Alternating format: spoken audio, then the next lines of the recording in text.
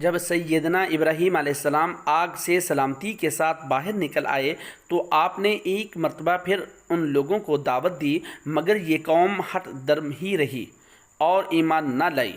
بلکہ نمرود نے کہا کہ اے ابراہیم، میں تمہیں بھی قتل کروں گا اور تمہارے خدا کو بھی۔ جاؤ اپنے خدا سے کہو کہ وہ اپنی فوج لے کر آئے اور میں اپنی فوج لے کر آتا ہوں، ابھی معلوم ہو جائے گا کہ سب سے بڑا خدا کون ہے۔ اللہ سبحانہ تعالیٰ کو اس کی یہ گستاخی پسند نہ آئی اور اللہ تعالیٰ نے اس قوم پر مچھروں کا عذاب بھیجا۔ مچھروں کی زیادتی کا یہ عالم تھا کہ ان سے سورج چھپ جاتا تھا، زمین پر دھوپ نہیں آتی تھی۔ مچھروں نے ان کے خون چوس لیے، گوشت چاٹ لیے، سوائے نمرود کے۔ باقی سب کی ہڈیاں ہی باقی رہ گئیں۔ نمرود دیکھتا تھا مگر کچھ نہ کر سکتا تھا۔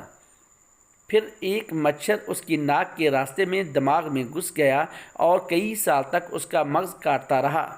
جب مچھر اس کو کاٹتا تو یہ اپنے سر پر زور سے ایک تھپڑ مارتا جس سے اس کو سکون ملتا، لیکن مسلسل تھپڑ مارتے مارتے اس کے ہاتھوں میں درد ہو جاتا۔ اس نے خادموں کو حکم دیا کہ وہ اس کے سر پر تھپڑ ماریں۔ خادم بھی اس کے سر پر تھپڑ مارتے لیکن ان کے ہاتھوں میں بھی درد ہو جاتا، لہٰذا انہوں نے اس کے سر پر جوتے مارنا شروع کر دیے۔ جوتے کھا کر اس کو آرام ملتا۔ لہٰذا اب نمرود کے دربار کا ادب یہ تھا کہ جو بھی دربار میں آتا وہ پہلے نمرود کے جوتا مارتا، پھر کوئی اور بات کرتا۔ پھر اس طرح نمرود کی موت واقع ہوئی۔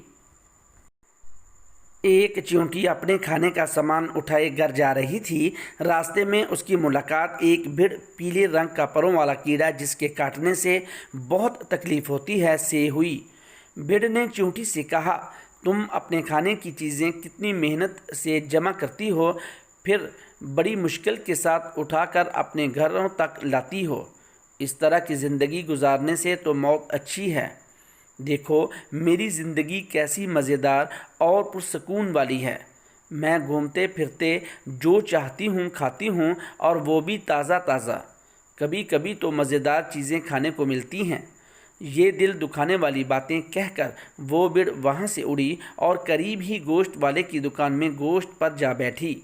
جو اس وقت گوشت کاٹ رہا تھا، گوشت کاٹتے کاٹتے اس کی چھری بھیڑ کو لگی، جس کی وجہ سے بھیڑ کے ٹکڑے ٹکڑے ہو گئے اور وہ مر گئی۔ گوشت والے نے اسے نیچے زمین پر پھینک دیا۔ چیونٹی دوڑی دوڑی بھیڑ کے پاس پہنچی اور دیگر چیونٹیوں کی مدد سے اسے گھسیٹتے ہوئے اپنے گھر لے گئی تاکہ بعد میں اسے کھا سکے۔